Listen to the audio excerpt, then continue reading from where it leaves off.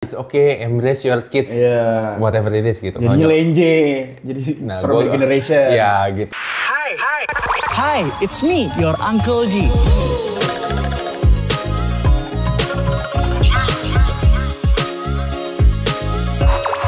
It's me.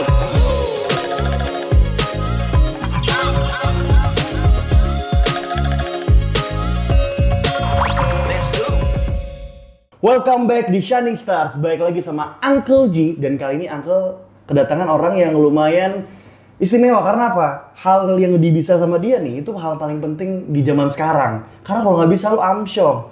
Bisa ketinggalan, lo bisa terdampar. Pokoknya bisa bikin FOMO lah pokoknya. Karena orang ini tuh bisa dibilang ahlinya di dalam marketing, branding, bahkan di personalnya aja itu biasa bikin konten-konten self development sama karir. Tapi daripada gue banyak ngomong, mending langsung kenalan aja sama orangnya langsung. Ya. Gimana nih mau kenalannya? Bebas berkarya senyaman lo, Rian. Oke. Kok jadi malah gue nyebut nama jadi? Kenalin. Iya, nggak apa-apa. Oke, halo teman-teman semua. Nama gue Ryan Duana dan gue adalah seorang marketing dan branding professionals. Tapi kalau di waktu senggang, kalau misalnya lagi ada waktu, suka bikin konten juga tentang self-development, karir, dan lain sebagainya.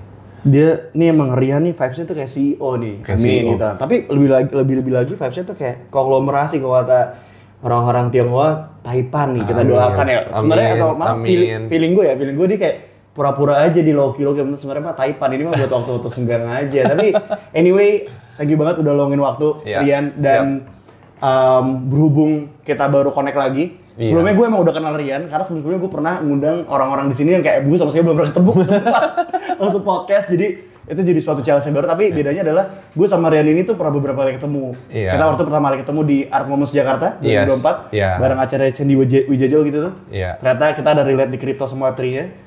Terus di Bali ketemu lagi.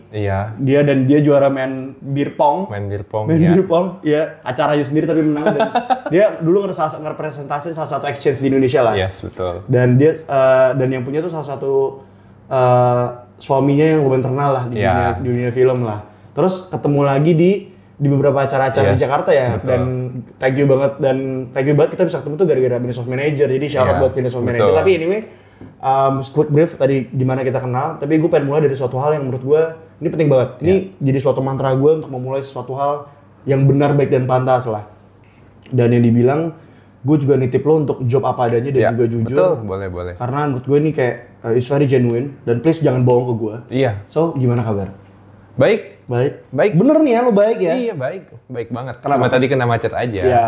Itu udah jadi pengalaman dari Jabodetabek yang tidak bisa kita lupakan ya. Betul. Anggap aja experience. Betul. Tapi coba elaborasi baiknya lu nih sekarang tuh gimana? Karena gue kemarin gue sedikit trigger pertanyaan gimana kabar ya. Jadi kemarin gue baru baca salah satu my inspiration terkait doing the motivating and contenting Alexander, lo tau? Alexander Ruby. Tahu Ruby. Syarat buat Alexander Ruby, semoga kita bisa berkarya bareng. Dan ada salah satu kontennya kayak dia bilang di setiap tahunnya tuh orang tuh jangan cuma fokus ke work resume aja. Tapi fokuslah sama life resume. So, tadi lo bilang secara konklusi sekarang udah bulan Desember juga, lo tadi udah bilang, life's good. So what's your life resume di tahun ini? Tahun ini punya banyak pengalaman baru, terutama di bidang investasi ya. Karena kalau bilangnya ya, tahun ini gitu kalau misalnya kayak kita sama-sama tahu kripto kan, tahun ini halving. Terus orang berharap pada bulan, tapi ternyata setelah beberapa bulannya nggak datang-datang, ternyata baru mulai terjadi lah bulan sekarang ini kan. Jadinya tahun ini gue belajar buat lebih berani melakukan sesuatu tuh yang gue nggak pernah lakukan sebelumnya. Karena contohnya salah satu hal kecilnya adalah investasi di kripto. Karena di kripto ya kita sama-sama tahu itu sangat beresiko kan. Dan gue dari tahun lalu gue nggak belajar tentang kripto karena gue nggak tertarik. Tapi karena tahun ini gue masuk Web3, jadi gue harus belajar. Dan gue juga berani lah gitu kan untuk mengambil sedikit lebih banyak resiko dalam investasi. Kalau dalam karir sekarang gue juga udah bekerja sendiri, jadinya lebih banyak lagi untuk keluar dari zona nyamannya gue. Gitu. Kayak ketemu orang, kemudian juga explore hal-hal baru yang mungkin sebelumnya tuh gue gak pernah explore gitu. Kayak contohnya misalnya kita podcast hari ini gitu.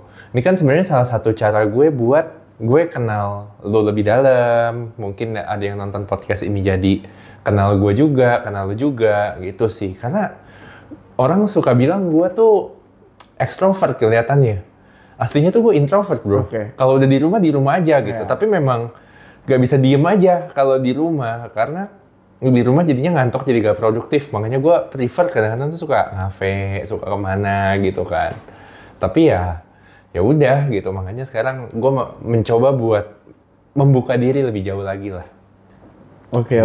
Jadi your definition of baik adalah lu mencoba suatu hal yang belum pernah lo lakuin sebelumnya dan ya lu keluar dari zona nyaman lo lah. Yes, betul. Dan ya maksudnya itu bisa dibilang jadi life resume lo di tahun ini ya. Betul. To be honest itu sederhana tapi ya it's deep. Betul. Maksudnya kayak to do some effortful things, maksudnya melakukan suatu hal yang sederhana memang nggak semua orang bisa karena prosesnya kan panjang ya. Kita udah ngalamin proses yang sangat berusaha terus akhirnya sampai akhirnya lo bisa ngelakuin sederhana ya. Betul. Keren sih, maksudnya keren and in your terms ya, karena buat lo bisa bilang baik dan lo firm ngomong baik tuh suatu hal yang gue emang orangnya rada melankolis gitu Rian. Jadi kayak kalau gue dengar orang bener-bener bisa bilang dia baik-baik aja dan bener dia bisa memantapkan diri baik, which is good, dan gue happy for them dan gue senang kan hal itu lah. Tapi berhubung tadi lo ngomong baik, everything is fine, kita lanjut ke pertanyaan selanjutnya lah terkait hal-hal yang lagi terjadi di sekitar kita lah. Apa sih permasalahan yang lo lagi alamin belakangan maupun di sekitar lah? Gue sih lagi gak ada masalah yang men-trigger gue ya, gitu kan. Karena balik lagi ke statement lo yang di awal. Gue sekarang semakin gue dewasa, semakin gue menjadi om-om, gue belajar buat melihat segala sesuatu tuh.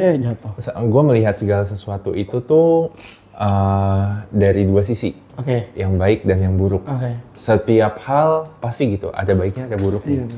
Tapi kalau misalnya kita selalu terpaku sama yang buruk, ya akan jadi akan begitu juga gitu kan. Karena lu itu akan kalau gue baca bukunya bukunya ini Haim Sunim yang The Only Things That You Notice When You Slow Down. Gue lupa nama judul panjangnya. Key points-nya apa tuh? Gue seneng nih kalau ada ngebahas buku nih.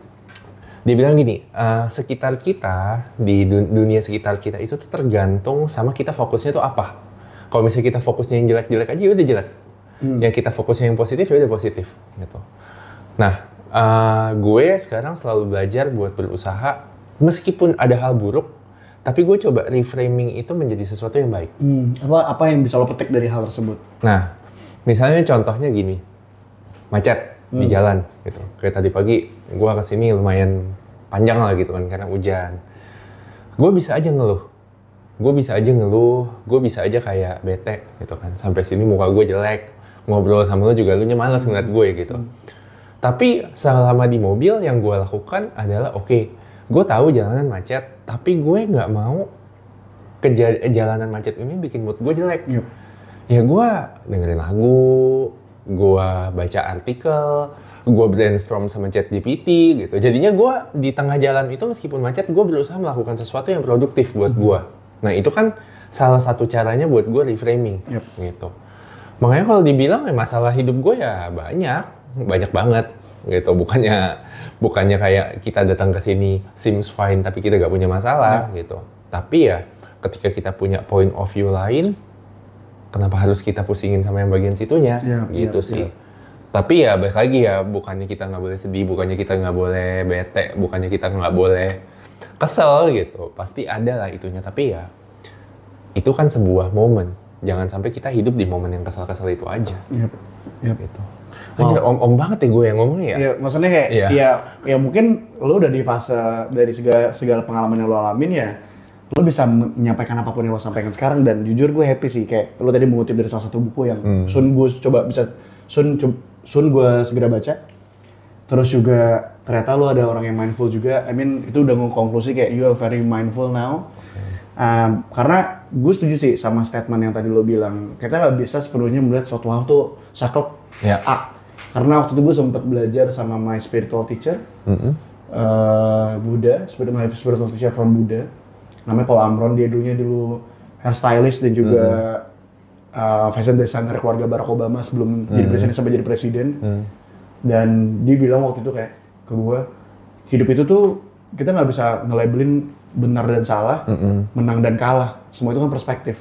Dan tapi bagaimana kita melihatnya, apa yang kita fokusin itu kita dapat. Jadi kayak memang di momen-momen yang berat dan sedih atau malah bikin kita nge-down terus kita selalu positif memang akan berat. Tapi ya kalau kita bisa milih untuk mikir output yang baik atau kata reframing jadi hal yang baik dan benar, ya kenapa enggak? Karena hidup itu pilihan kan ya.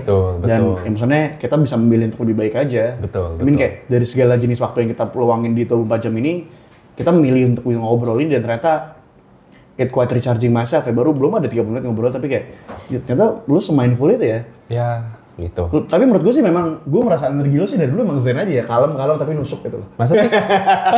Diam-diam menghanyutkan, tapi ini good way ya. Oke, thank you. Karena apa ya?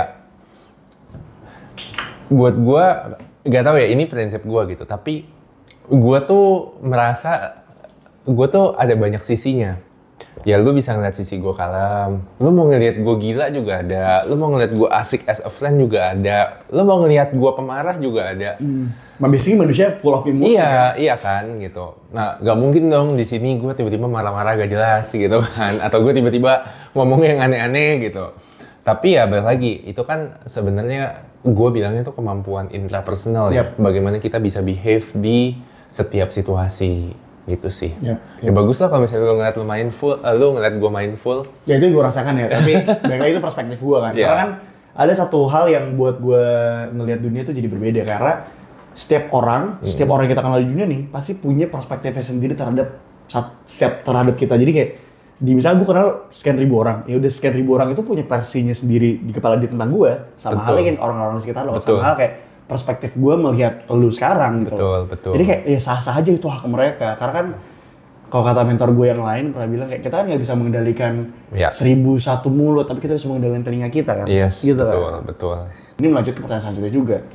Bagaimana sih men masa kecilmu dahulu dan apa? Sebenarnya di dulu tuh ada trauma nggak sih? Kalau misalnya emang nggak ada, which is good. Tapi basically bagaimana masa kecil lo dulu? Gue dibesarkan di keluarga yang mungkin bukannya berada yang kayak sampai gimana banget gitu, tapi cukup lah gitu kan. Lu dari mana dulu kecil tinggal? Di Jelambar, Jakarta Barat. Jakarta Barat. Yoi, sarangnya banjir. Yang kalau misalnya kayak lu masuk dulu waktu zaman gue kecil tuh kalau banjir di dalam rumah tuh bisa semata kaki. Seriusan. Waktu zamannya sebelum Pak Ahok ya, tapi sesudah Pak Ahok gila itu Jelambar udah clean sih. Udah nggak pernah banjir lagi? Setahu gue enggak. Setahu gue ya. Oh, belum sekarang tinggal di mana? Sekarang gue tinggal di Lipo Karawaci, di Tangerang. Oke. Gitu. But anyway, bokap gue udah gak ada waktu gue umur 11 tahun apa 12 tahun. Jadi gue menghabiskan sebagian besar umur gue itu tanpa mengenal figur bokap, dan gue cuma kenal sama nyokap. Sampai SD ya? Berarti bokap ada sampai SD doang? Iya, SMP 1. Gue inget banget meninggalnya waktu gue SMP 1. Abis itu ya namanya juga single parents kan, pasti adalah hal-hal yang nggak bisa dipenuhin gitu, karena nyokap gue harus bekerja sendiri, harus memenuhi kebutuhannya sendiri semua gitu. Ya kalau dibilang trauma, gue nggak ngerasa gue ada trauma yang gimana gitu, tapi didikan nyokap gue itu agak keras, biasalah Asian mom, Asian mom kan, Asian mom, dan nyokap gue tuh Asian mom banget gitu. Coba describe your Asian mom. Tipikal yang nyokap gue tuh tipikal yang anaknya tuh mesti skornya bagus. Kalau misalnya kayak ulangan gitu. Oh mesti juara gitu. Kalau zaman sekarang kan ada yang namanya gentle parenting kan. Kalau gentle parenting itu kan pahamnya agak beda tuh. Kayak it's okay, embrace your kids, whatever it is gitu. Jadinya lenje, jadi strawberry generation. Ya gitu. Tapi anyway, ya jadinya kalau yang gentle treatment gitu, gentle apa tadi? Gentle parenting. Ya jadi lenje, strawberry generation, lembek. Betul. Nah, jadinya ya ada masa-masanya di mana kalau gue ulangannya jelek ya nyokap gue ngomel gitu kan, atau gimana gitu. Terus karena gue anak satu-satunya nyokap anak satu-satunya. Nyokap jadi agak overprotective sama gue. Nah, gue nggak tahu apakah itu membuat trauma apa enggak, tapi itu yang membuat gue tuh membentuk gue seperti sekarang. Karena Sekarang gue orangnya agak keras sebenarnya, terutama kalau misalnya di kerjaan sama tim gue. Ya mungkin karena didikan nyokap gue juga gitu. Tapi anyway, hal yang serius dan deepnya tadi lumayan kena, gue lumayan dapet emosinya yang gue rasain. Which gue happy kalau gue bisa ngerasa emosi, which kita artinya masih manusia kan. Betul. Dan nyambung ke pertanyaan selanjutnya, ini lebih ke sedikit quite ice breaking. Hal seru sekarang, lu main game nggak? Kalau mau main game, permainan apa yang lu pernah mainin? Gue sih game main Used to atau emang lagi mainin? on off karena off. kesibukan kan. Yeah. Jadinya kayak kemarin gara-gara satu fast food chain dia keluarin Mario, seri mainannya Mario. Oh iya. Nah karena itu gue jadi main Mario Kart di Nintendo Switch. Tapi seru sih memang. Itu bener-bener kayak buat killing time tuh oke. Iya. Buat healing oke. Tapi kalau buat serius enggak lah. Tapi kayak buat seru-seruan sama temen tuh kayak Ya seru banget. buat killing time iya. Tapi kalau misalnya main game, iya gue cukup orang yang main game dan gue tuh suka main gamenya tuh bukan yang game laki banget gitu ya. Karena kalau game laki tuh menurut gue main CS gitu kan, main Counter Strike, main Dota gitu. Gue nggak Point bisa. blank gitu. Point blank nggak bisa gue main begitu. Gue tuh sukanya tuh main tuh kalau kategori genre RPG. RPG. Role playing game. Jadi yang kayak lu ada ceritanya gitu ya. Kayak Dota, RF gitu. Iya misalnya. gitu. Tapi apa yang lo mainin RPG? RPG gue main Suikoden 2. Itu bukannya itu game dari gue kecil banget, PlayStation, dan itu game yang bahkan sampai sekarang pun gue masih mainin. Oh Karena PS1 masih ada? ada emulator bisa Oh main iya, bener, emulator main di laptop. Itu sampai sekarang pun gue masih mainin. Karena gue saking senangnya banget sama game itu. Tuh, kalau tahu Dwika Putra. Kita tahu Dwika Putra. One Creative First ya. Iya, Dwika Putra lagi nge-review game itu tuh. Gara-gara dia tuh, gue jadi main lagi. Nge-review game di YouTube. Suikoden, iya, di Instagramnya. Oh. Lu coba deh cek. Tapi dia lagi ngomongin soal Suikoden. Tapi menurut gue that's one of the best game yang pernah gue mainin. Apa kenapa the best? Maksudnya kayak ini nggak familiar di telinga gue. Iya. Tapi kenapa lu sampai hook banget? Iya. Sampai bilang one of the best game? Karena kayak sebagai contoh, gue suka banget main Call of Duty. Tapi menurut gue Call of Duty yang paling seru ada Call of Duty yang pertama. Oh. Bukan gara-gara grafik, tapi storyline-nya seru banget. Oke. Nah tapi kenapa lu suka banget sama game ini? Gue ceritain aja ya. Nggak apa-apa, ceritain karena aja. buat gue gini, Suikoden itu ceritanya, itu tuh selalu tentang hero-nya itu tuh nggak bisa tamatin gamenya kalau dia tuh nggak ada bantuan teman-temannya. Jadinya hero-nya itu tuh mesti ngumpulin ally, bikin alliance gitu lah. Setiap storyline Suikoden ceritanya begitu. Ada hero, ya biasa lah game, dia kejeblos lubang, terus dia mulai naik, nah dia makin naik lagi karena ada bantuan teman-temannya, gitu. Ceritanya, singkat cerita, ada 2 negara. Ya, ceritanya ada 2 negara. Nah, ada satu di negara itu tuh ada kayak army buat anak mudanya. Nah, ada 2 orang nih temenan, hopengan gitu. Nah, army ini disacrifice sama negaranya biar punya alasan buat nyerang negara ini. Gitu. Nah, dia adu domba lah ya? Dia adu domba gitu kan, sama ya politik lah gitu kan. Nah, terus temen ini berdua kepisah. Nah, abis itu karena kepisah, terus tiba-tiba ketemu lagi, terus mereka kayak di tengah perang ini, gitu kan ya, di tengah perang ini, yang satu tuh punya mindset, oh gue mesti jadi raja di negeri ini, biar gue bisa ngancurin negeri ini, dan ada perdamaian. Tapi yang satu lagi, mindsetnya adalah oke gitu kan, gue mesti ngedefend negara yang ini gitu kan, biar negara gue gak habis nih sama yang ini. Perspektif kedua tuh beda tuh. Nah, jadinya kan beda kan, jadinya agak beda tuh. Nah, intinya protagonisnya itu tuh yang di negara yang satu lagi, bukan yang mau invasi. Nah, karena dia dihianatin, di tengah perjalanan dihianatin, dia mesti cari orang yang bisa ngebantuin lah gitu kan.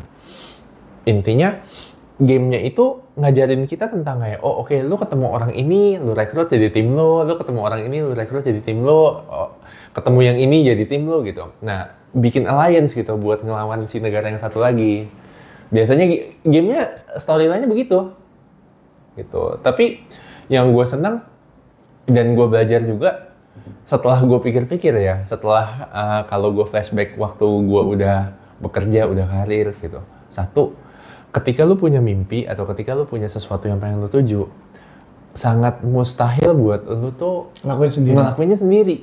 Karena kalau lu sendiri tuh kebatas. Kayak di game Suikoden itu kayak skillnya tuh aneh-aneh gitu kan. Ada yang kayak dia ngerekrut buat blacksmith gitu, buat dia kayak najemin senjata. Ada yang direkrut buat ngejagain toko. Ada yang direkrut buat bikin perpustakaan gitu. Karena kan castle-nya dia kan butuh orang-orang itu kan. Ya udah gitu kan. Jadinya dia itu ngerekrut orang-orang buat ngisi posisi. Gitu. Itu ceritanya tuh gitu. Yeah. Ada yang berperang, tapi ada juga yang support. Jadinya lu kan dalam hidup gitu kan. Lu mesti pilih yang bisa perang sama lu, tapi ada yang bisa support lu juga gitu. Ya karena kan kita semua manusia punya peperangan sendiri. Betul. Terus habis itu yang gue senengnya lagi, ketika dia ngerekrut orang-orang ini, gitu kan. Ketika dia ngerekrut orang-orang ini, dia tuh bukan yang kayak, gue punya istana, datang lu sini ke castle gue, nggak mau tahu. Gitu. Tapi orang-orang yang direkrut itu nyusahin dia. Nyusahin dianya kayak gimana? Misalnya nih ya, lu ketemu satu orang, orang ini mau minta, ya udah. Lu bawain gue barangnya ya. Kalau misalnya lu bisa bawain gue barangnya, gue bakal join. Ada syarat-syaratnya. Ada syarat-syaratnya gitu kan. Terus kayak, gue mau join lu kalau misalnya kayak lu ngebantuin gue buat nyelamatin ini dulu gitu. Ada side quest ada side quest untuk dapetin main questnya lah. Iya. Nah, dari side quest itu selalu hero-nya yang nawarin. Ya, anyway gitu. It's a game gitu kan. Memang harus kita lakukan gitu kan. Dan ini sih yang tadi gue cerita, hero-nya itu tuh punya, ketika dia mau merekrut orang-orang ini harus jemput bola. Iya, harus jemput bola. Hidup kayak gitu kan, harus jemput bola. Iya, betul. Bukan kita yang, ya kita tahu dia bukan orang yang butuh kita, tapi kita yang butuh orang. Makanya ya jangan ragu buat offering hands duluan gitu. Itu yang gue pelajarin sih dari game ini. Cukup kompleks lah gitu gamenya. Dari game itu gue merasakan kalau lu bener-bener jemput bola ke gue. Jemput bola ke gue. Gitu. Makanya gue bilang kayak, ini lo satu-satunya narasumber gue yang kayak jemput bola gitu. Which is kayak, wah iya juga. Lu tiba-tiba nyolek gue kan pas kita lagi di Jakarta kayak, lu punya podcast itu bikin, oh iya juga ya, gue undang lo ya. Nah, bagaimana bermain game ini tuh bisa membantu dalam permasalahan dan masa kecilmu. Jadi kayak, ada berapa orang yang karena dulu ya sering main game, jadi itu terbiasa untuk mengambil sebuah keputusan dengan tepat dan cepat. Ada juga yang bermain game, gara-gara bermain game jadi punya imajinasi yang luas. Nah, tapi bagaimana peran dalam bermain game ini tuh bisa membantu lo untuk menyelesaikan masalah, dan juga perannya pas masa kecil gimana, itu dua pertanyaan yang berbeda ya sebenarnya. Mungkin kalau yang membantu gue memecahkan masalah, satu, kalau di game itu kan lu nggak pernah tokohnya sendiri ya. Ada lah game yang begitu, tapi game yang gue suka tuh ketika hero-nya itu ada temennya gitu, ada temennya buat bareng-bareng nyelesain masalah gitu. Makanya gue ngelihat pentingnya seorang partner dalam, ya misalnya lu bisa ngomong bisnis dalam hidup, biar partner ini bisa cover your six gitu. Kalau bahasa cover your six, bro. Cover your six gitu belakangnya kan. Dijagain. Iya, belakangnya dijagain gitu. Nah, karena balik lagi, setiap partner itu kan punya keunikan yang beda-beda kan. Nah, kalau misalnya bisa saling melengkapi nih ya, harusnya jauh lebih bagus ya buat dia bisa sampai ke tujuannya. Itu yang pertama. Terus kedua, gue ngelihat kalau partner itu tuh levelnya tuh mesti setara, sepadan gitu. Alasannya kenapa? Karena kalau misal, yang gue pelajarin juga gitu kan, kalau misalnya partner lu tuh levelnya setengah di bawah lu gitu kan, atau setengah di atas lu, yang lebih tinggi itu tuh harus nge-fill in posisi yang lebih rendah. Gitu. Atau melengkapi lah ya. Ya bukannya melengkapi, justru jadi nyusahin. Menurut gua, menurut gua.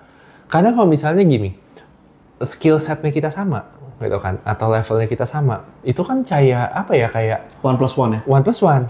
Tapi kalau misalnya kayak lu satu skill setnya di bawah lu, atau satu skill setnya nggak sama nih, lu jadi fill in the gap, gitu. Atau dia yang fill in gap lu.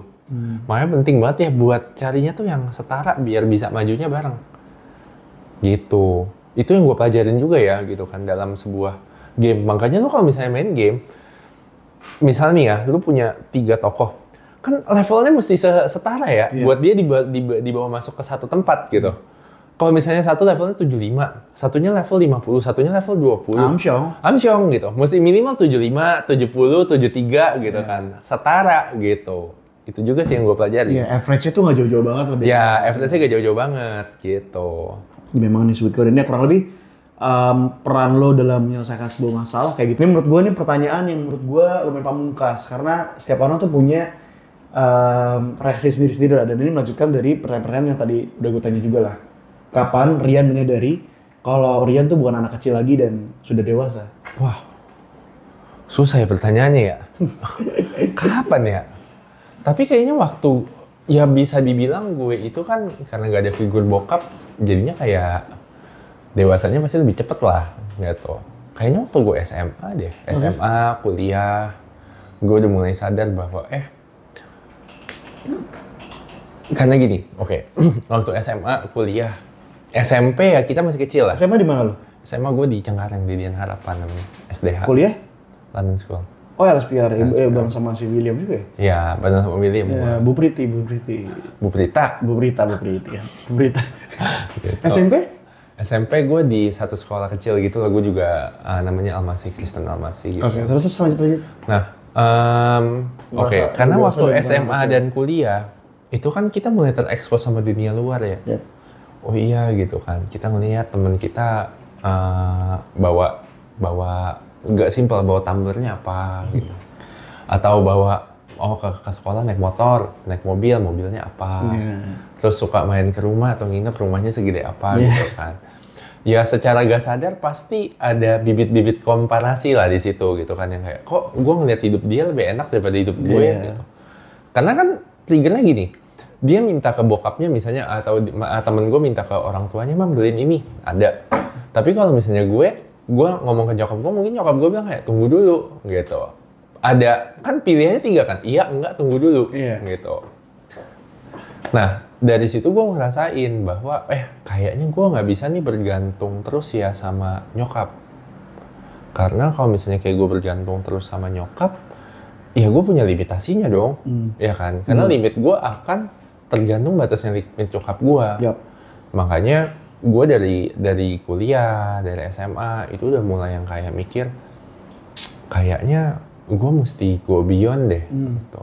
Itu yang bikin gue mau kerja dari umur 20, ya udah magang-magang aja gitu kan, stealing time gitu.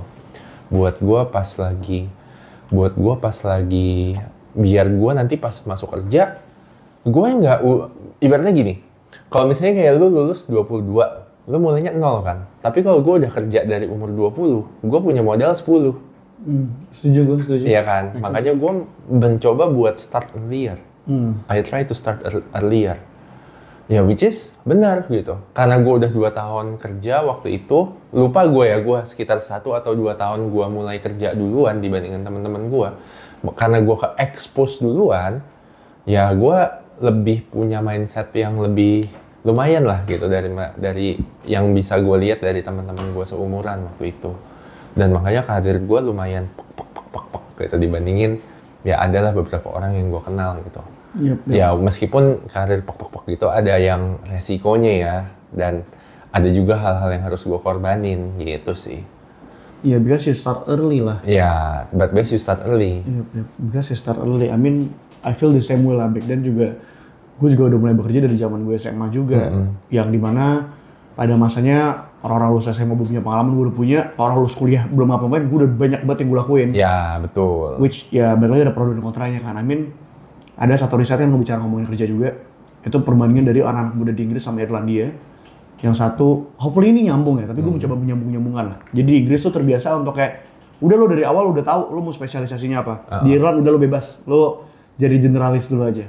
Tapi at the end, yang lebih maju malah yang generalis, karena kayak turns out semakin dia bertumbuh, ada hal yang lebih passionate dan lebih menghasilkan. Daripada spesialis kayak, kalau udah satu ya udah satu aja gitu. Tapi ya benar baik lagi sah-sah aja ya. Tapi kan enaknya jadi anak muda adalah ya, kita punya idealis, kita bisa mencoba banyak hal, kita banyak-banyakin jatah kegagalan kita kan. Betul. Itu karena ya doing career and business, it's all about trial and error. Betul. Karena apa yang di teori sama yang praktik beda kan. Betul. Karena ada part yang lupa dibicarakan pada saat di buku, emotion, Yes, betul. instinct, Betul. gitu kan. Betul. Nah, tapi berhubung juga ini kan dari tadi gue akhirnya menyadari ya, obrolan kita apa yang kita bisa sama-sama sadari adalah obrolan kita nih dewasa bener coy. Obrolan kita dewasa banget. Nah, berhubung kita sebagai orang dewasa nih, Iya. menurut Rian apa aja sih yang perlu diperhatikan ketika kita memilih apakah harus langsung usaha kah atau membangun karir dulu, karena kan ada banyak dilema-dilema. Jadi banyak Gen Z dan sekarang lagi menuju Gen Alpha lah. Karena kayak zaman dulu zamannya adalah lo kerja di BUMN, terus masuk lagi ke forward lo ada di zaman kayak lo ada zaman lo kerja sama expat atau kerjanya sama international multinational company. Dan sekarang ada waktu Mbak Najwa saya pernah bilang sekarang zamannya anak muda adalah usaha. Jadi entrepreneur. Tapi menurut lo gimana? Oke. Gue berharap gue tahu ini ketika gue lebih muda dulu ya. Tapi gue justru belajar hal itu tuh dari investasi. Cara kita buat invest, manage uang. Karena gini, gue kan karena gue kerja di bidang finance lumayan sering. Nah, jadinya gue ngelihat gini, satu, sebelum kita memulai sesuatu, kita mesti kenalin dulu nih, kita tuh starting point-nya di mana. Karena starting point itu akan menentukan seberapa tinggi tingkat resikonya kita. Contohnya gini, kalau misalnya lu punya orang tua dua lengkap, masih bekerja, resiko lu harusnya lebih rendah. Kenapa? Karena kalau misalnya lu gagal, lu masih bisa minta makan apes-apesnya sama bonyok lu. Tapi kalau misalnya nyokap lu satu, kayak gue, habis itu kayak, ya nggak kaya-kaya banget gitu, tapi gak miskin banget, tingkat resiko, level resiko gue lebih tinggi. Karena kalau gue gagal, gue gak bisa bergantung sama orang tua gue. Yep. Nah, itu cuma salah satu contoh dari resiko yang harus di-manage. Makanya pertama, sebelum kita menentukan, lihat dulu, kalau menurut gue ya, kenalin resikonya dulu gitu. Kalau misalnya belum melakukan ini, jatah gagal gue itu seberapa panjang? Jatah gagal gue seberapa banyak? Karena kalau misalnya jatah gagal lo sedikit, ya lo mendingan cari yang pasti-pasti aja dong. Tapi kalau misalnya jatah gagal lo banyak, ya lo mendingan cari yang bisa bikin lo exponential growth-nya gitu. Bisnis sendiri kayak lo gagal, lo ditipu, tapi kan lo belajarnya banyak gitu. Nah, karena gini, menurut gua, orang kan selalu mikirnya, oh ya hanya satu jalan gitu kan kalau lo mau sukses gitu kan. Lo mesti bikin bisnis gitu. Enggak juga gitu kan. Banyak yang berkarir kaya juga gitu. Karena menurut gua, pilihan hidup itu kan disesuaikan sama stage hidup lo, sama kondisi hidup lo. Gak mungkin dong kalau misalnya kayak lu, misalnya titik awalnya di sini. Kalau lu stay di sini gitu kan, stagnan gitu. Ya resiko, ya gak apa-apa juga. Tapi resikonya lu gak bisa growing. Kalau lu gak bisa growing, lu gak bisa mengambil kesempatan yang lebih besar lagi. Gitu. Tapi kalau misalnya kayak pilihan lu memang buat grow stagnan, ya gak apa-apa juga. Ya, ada juga kan kayak gitu. Ada juga yang kayak gitu kan. Tapi ya masing-masing ada resiko dan keuntungannya aja gitu. Makanya buat gua kenalin dulu resikonya tuh apa. Itu yang pertama. Terus yang kedua, cari tahu juga dalam diri kita tuh sebenarnya keunikannya atau keuntungannya kita tuh apa. Mengenal diri sendiri. Mengenal diri sendiri. Keunikan keuntungan. Jadi yang gini. Misal, gue adalah orang yang bisa berkomunikasi dengan baik. Mengartikulasikan pemikiran gue dengan baik. Sehingga ketika gue menjalani karir gue, ya gue bisa berpresentasi dengan baik, gue bisa diundang jadi public speaker dan lain sebagainya. Itu karena ya diri gue bisa. Tapi apakah gue harus ngiri gak sama orang-orang yang misalnya ya skill analitiknya tinggi, skill datanya tuh tinggi, dia bisa ngolah data, analisanya segala macam. Harus ngiri gak gue? Enggak. Karena menurut gue, ya memang mereka didesain kayak gitu. Gue didesainnya beda. Jadinya lo mesti tahu dulu gitu. Pertama, lo tuh sebenarnya uniknya tuh apa gitu kan? Desain diri lo tuh kayak gimana gitu. Karena itu akan menentukan trajektori lo ke depannya gimana gitu. Ke depannya gue gak mungkin jadi banker. jadi banker yang kayak ngitungin akuntansi gitu, nggak bisa gitu kan emang desain gue bukan begitu. Ketiga, yang pasti konsisten. Karena sesuatu yang lu mau sustainable, gue pegang, lu mesti apa? Lu ada apinya loh. Iya, lu mesti apa? Lu mesti apa? Kalau sesuatu yang sustainable, lu mesti bangunnya konsisten. Karena kalau nggak kayak balon gitu. Kayak contohnya misalnya nih ya, gue lagi senang banget buat nge-gym, olahraga. Gue olahraga 6 bulan, badan gue tuh berotot. Oh ya? Iya. Tapi gue ngerasain ada perbedaan antara gue yang 6 bulan lalu sama gue yang sekarang. Yaitu apa? Gue jauh lebih kuat, jauh lebih durable gitu kan. Endurance gue lebih tinggi. Angkat air bagus ya? Iya, angkat air bagus lah gitu kan. Nggak ngos-ngosan. Naik tangga juga nggak ngos-ngosan gitu. Tapi karena gue melakukannya secara konsisten. Masalahnya gitu kan. Compounding effect berarti ya? Iya, compounding effect. Masalahnya, gue juga belajar gini. Sesuatu yang konsisten kita lakukan tiap hari, itu tuh boring. Yep. Kita maunya tuh yang kayak, oh iya gitu kan, 3 kali nge-gym gitu kan, langsung wah gitu kan. Instan. Tapi ya 3 kali nge-gym, tapi setiap ketika lu melakukan itu secara konsisten, mungkin nggak kelihatan efeknya, tapi itu jauh lebih sustainable. Makanya kemarin gue ngedenger satu quote tuh bagus banget. Tapi dia bilang gini, sesuatu yang harus lu lakukan setiap hari, itu nggak bisa lu ganti. Karena dengan lu melakukan itu, misalnya nih ya contohnya, lu makan mesti tiap hari. Iya. Sehari mesti 3 kali, ya kan? Misal lu butuh kalorinya 2000 gitu. Nah, lu makan ya gak mungkin gitu kan. Lu makan mesti teratur, pagi, siang, sore. Buat memenuhi kalori itu 2000. Bisa nggak lu ganti makan malam doang banyak gitu? Nggak bisa kan? Perut lu blenek gitu, mual gitu. Karena meskipun jumlah kalori yang lu ambil sama ya gitu. Makanya ya sesuatu yang harus lu lakukan secara konsisten ya lakukanlah secara konsisten. Kira-kira itu sih buat gue ya tiga hal yang selalu gue perhatikan ketika gue mau memilih gitu. 1, tingkat resiko gue segimana, apa sih sebenarnya yang jadi keunikannya gue, dan yang ketiga, bisa nggak gue melakukan itu secara konsisten? Karena kalau lu nggak didesain itu, ya lu susah buat melakukan itu secara konsisten. Yep. 3 itu aja buat gue. Jadi itu bisa jadi hipotesa dan analisa sebelum mengeksekusi lah, menjadi sebuah aksi. Betul. Yap. Tapi ya, I mean, dari cerita lu, karena lu udah mindful juga ya, I see the rainbow and sunshine, which is good gitu kan. Karena in our age dan juga di zaman sekarang, to see our spark, to see our rainbow, to see our sunshine tuh bukan hal yang mudah. Yes. Tapi ya lu berhasil melakukan itulah. I mean tadi gue mau nanya sebenarnya terkait kondisi finansial, tapi I think kondisi finansial lu sekarang lagi baik-baik aja dan malah lagi menuju bagus lah. Dibilang baik-baik aja, oke lah gitu kan. Gue bersyukur cukup. Gue bersyukurnya cukup. Nggak berlebih, nggak kurang, tapi cukup. Yep. Tapi buat gue cukup ya cukup. Gitu. Kebanyakan duit pusing, kebanyakan kekurangan uang pusing, tapi ya gue ada di kondisi cukup. Yep. Gitu. Nice. Itu kalau tadi terkait keluarga tadi juga udah mention. Tapi in your life lu pernah ada ngerasa di titik terendah lu nggak sih? Kalau misalnya if you don't mind to share gitu. Kalau boleh tahu itu ada sih pasti waktu ketika salah satunya dia kalau boleh tahu. Iya, ketika gua gak dipercaya sama tim, ketika bos gua mulai kehilangan trust sama gua, ada lah masa-masa kayak gitu.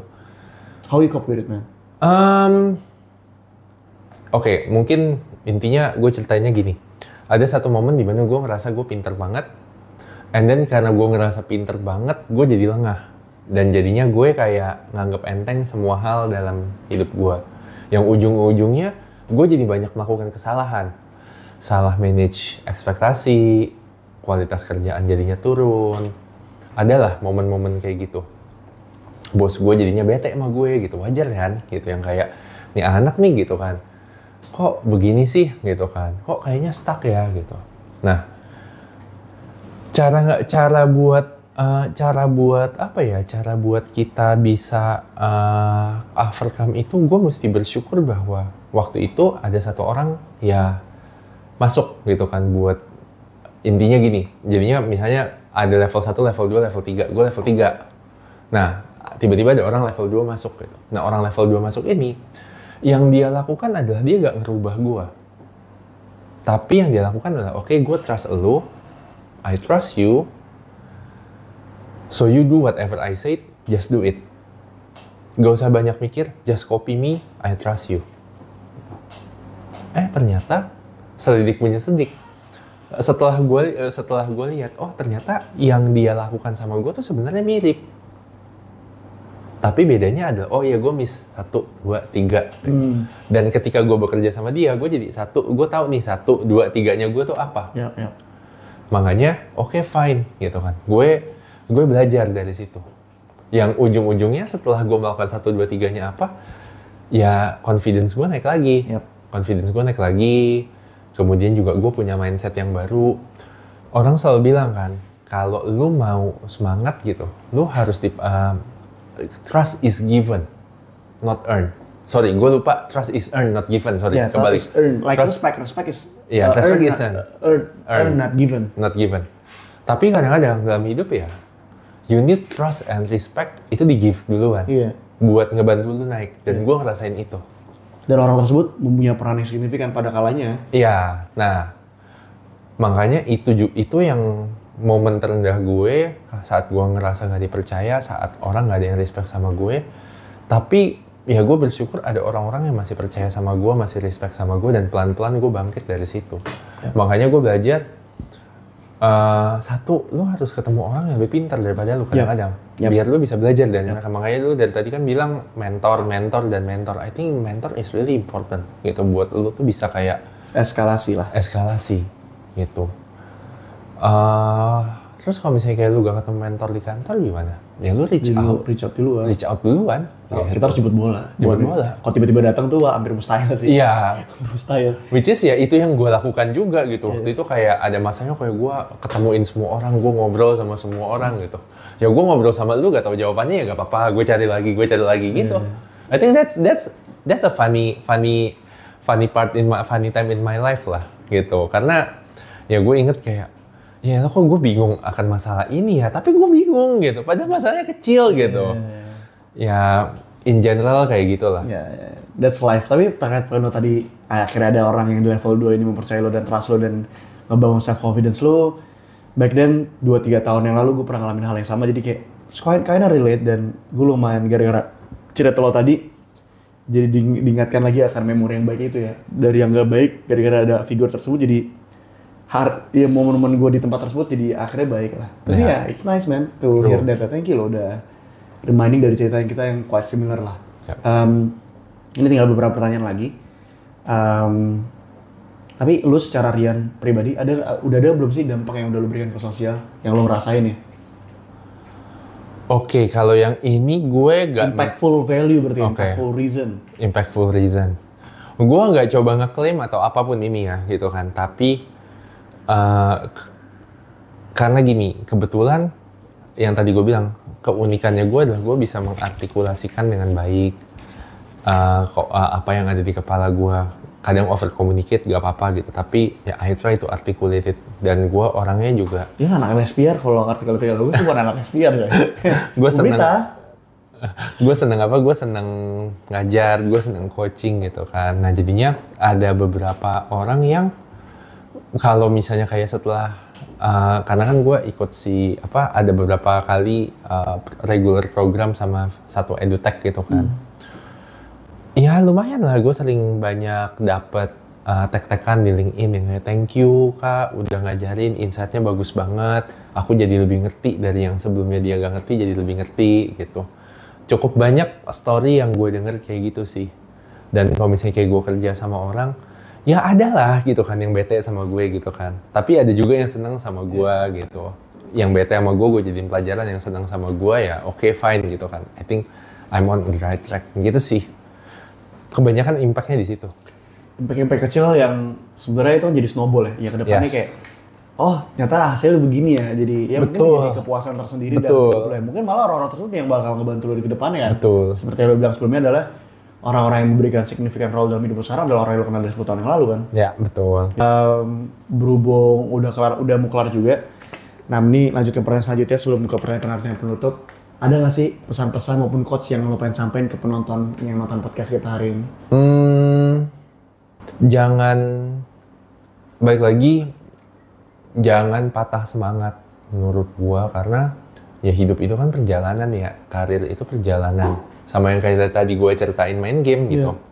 Di perjalanan itu pasti ada naik turunnya, kita ketemu orang, habis itu kayak ya kita bisa ngelakuin sesuatu hal besar sama orang-orang itu, kadang kita dihianatin gitu. I think gue belajarnya hidup itu tuh kayak chapter buku. Chapter 1, chapter 2, chapter 3, chapter ini lu belangsak, chapter depannya lu naik, chapter 3-nya lu turun lagi, chapter 4-nya naik lagi, chapter 5-nya makin naik lagi gitu.